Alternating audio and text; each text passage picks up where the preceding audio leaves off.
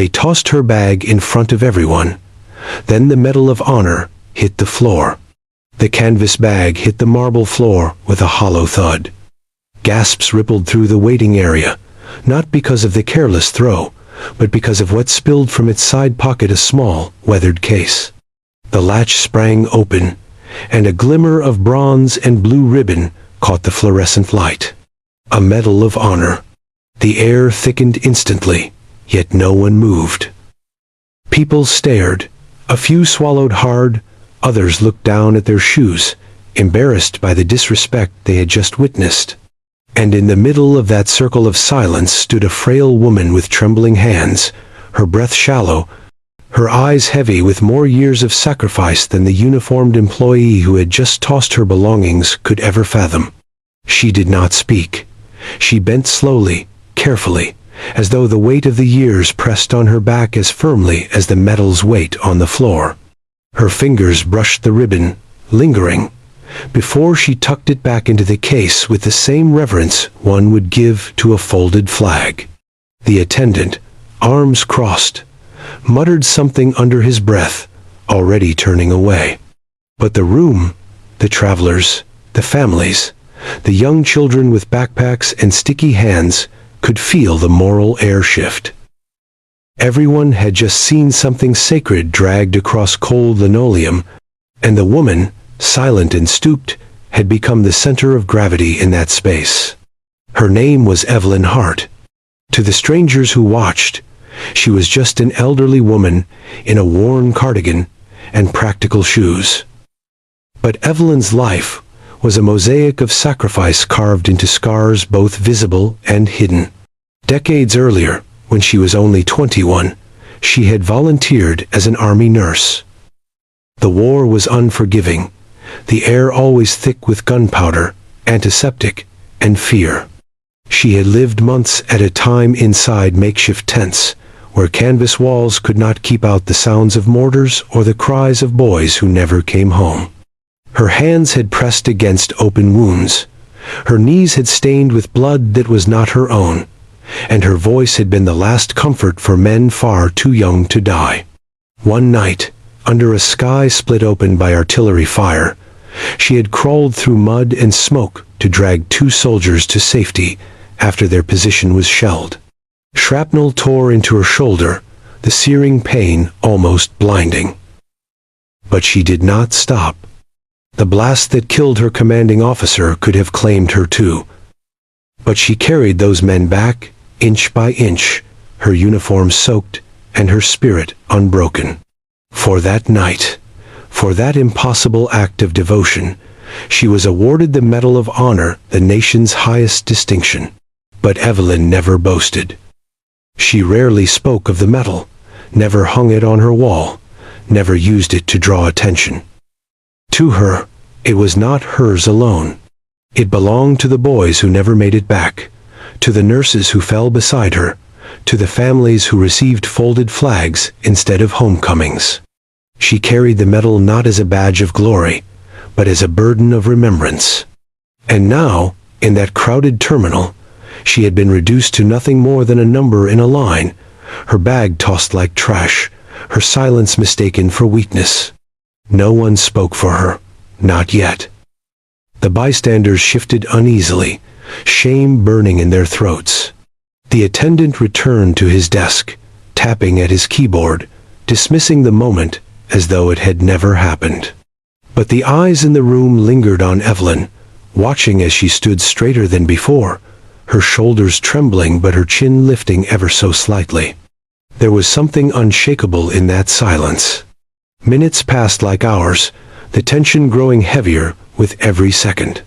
A young man near the back, wearing a baseball cap pulled low, clenched his fists but said nothing. An older businessman swallowed hard, his polished shoes reflecting the metal in his memory. Mothers pulled their children close, whispering explanations they themselves barely understood. Evelyn did not demand apology. She did not even glance toward the man who had thrown her bag. Her resistance was quieter, more piercing. She simply waited, standing tall, clutching the strap of her bag, the medal safely hidden again but burning like a flame in every witness's mind. And then the shift. From the far side of the waiting hall, a uniformed Marine, who had been silently watching, stood. His boots echoed across the floor, each step deliberate, until he stopped before Evelyn. He did not speak. He simply bent down, picked up the bag that had been thrown, and handed it back to her with both hands. His head bowed in solemn respect. The silence deepened. Another man stood, an army veteran with a faded cap stitched with campaign patches. He placed his hand over his heart. Slowly, like ripples spreading across water, others followed. Travelers set down their phones. Children stood straighter, sensing the gravity even if they could not name it. The room, once filled with murmurs and impatience, became a sanctuary of unspoken reverence. The employee behind the counter shifted uneasily, realizing too late the weight of what he had done. His authority, once propped up by indifference, dissolved in the quiet uprising of respect filling the hall. Evelyn's eyes shimmered, not with pride, but with the echo of all those faces she still carried inside her, soldiers she could never forget. Voices that still woke her in the dark. She had not asked for this moment. She had not asked for the medal, nor for the attention. Yet, standing there, surrounded by silent strangers who had become witnesses to honor, she felt a truth rise within her. Honor, she finally whispered, her voice fragile but clear enough to carry, is not given. It is carried. The words struck the air like a bell. The Marine beside her straightened. The businessman bowed his head. Mothers pressed their children's hands against their hearts, teaching them silently. And the attendant, red-faced, found no words to cover the shame burning through him. Another voice rose from the crowd, trembling but steady. We stand for those who stood for us. The sentence spread like wildfire, murmured, repeated, until the hall seemed to pulse with it. Evelyn did not bask in the moment.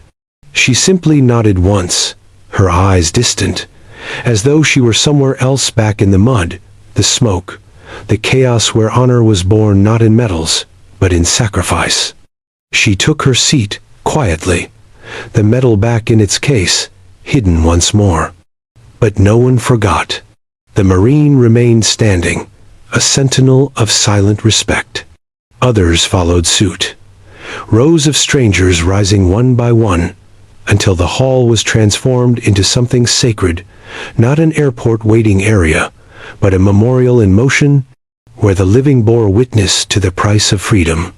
The attendant lowered his gaze, shrinking under the weight of his own mistake. Powerless in the face of dignity he could neither diminish nor command. And so the power shifted. Not with arguments or raised voices, not with outrage or retaliation, but with silence, and with honor too vast to be crushed under indifference. Evelyn's strength was never in the volume of her words, but in the quiet gravity of her life. She had carried the wounded, buried the fallen, and walked decades with memories that no medal could ever heal. That day, in a crowded terminal, she reminded everyone present that true power is not loud. It does not demand. It simply endures. In the days that followed, stories spread. Someone had taken a photo, discreetly, of the Marine returning her bag with bowed head. It traveled across social media, carrying with it the weight of the moment. Headlines echoed the same phrase. They tossed her bag, and the Medal of Honor hit the floor. And in homes across the nation, people stopped scrolling for just a second longer, staring at the image of an old woman standing taller than injustice. Her words lived on, shared and repeated. Honor is not given, it is carried. And so did the answer born from the crowd. We stand for those who stood for us. Evelyn Hart never sought recognition. She never chased the glow of headlines. But those who had witnessed her quiet defiance, who had seen dignity rise above disrespect, carried her story with them.